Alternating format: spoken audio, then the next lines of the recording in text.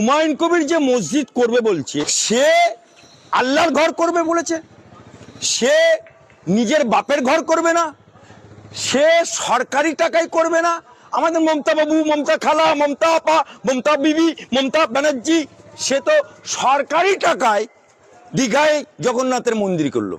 সে সরকারি টাকায় সরকারি জায়গা মহাকাল মন্দিরের জন্য উত্তরবঙ্গে জায়গা দিয়ে দিল।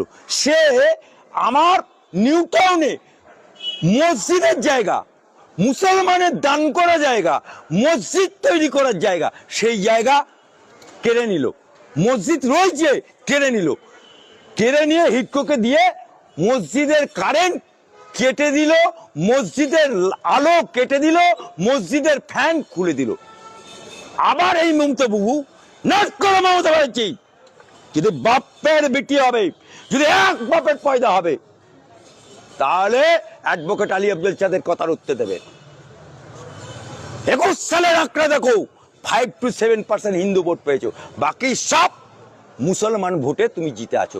মুসলমানদের ভোটে জিতে আজকে মুসলমানদেরকেই তুমি মরছে মুসলমান, মারছে মুসলমান, জেল কাটছে মুসলমান, ব্রিগেড ভরাচ্ছে মুসলমান, মসজিদ কাটছে তুমি, সেই মুসলমানের মসজিদ কাটছে কে? তুমি।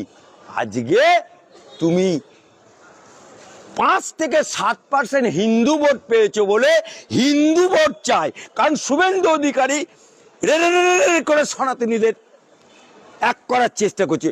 ওখানে তুমি থাবা বসাতে চাও, কারণ তুমি মনে করেছো মুসলমান পকেটের ভোট ওনার ডায়ের পকেটে, বায়ের পকেটে, পেছনের পকেটে, আন্ডার পকেটে।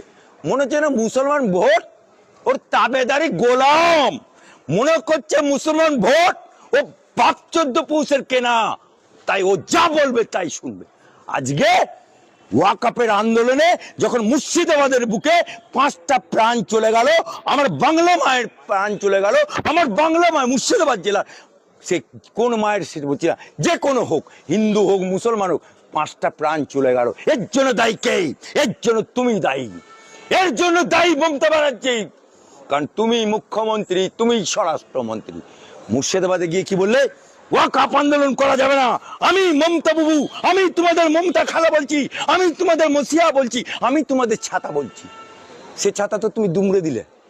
এখন বলছে ওয়াকফ আন্দোলন না করে এখন কেন্দ্র যা বলিল তাহাই আমি মানিয়া লইলাম। মুসলমানদের তো নদীর খাদে ফেলে দিলে, নদীর খাদে ফেলে দিলে। আজকে তুমি 7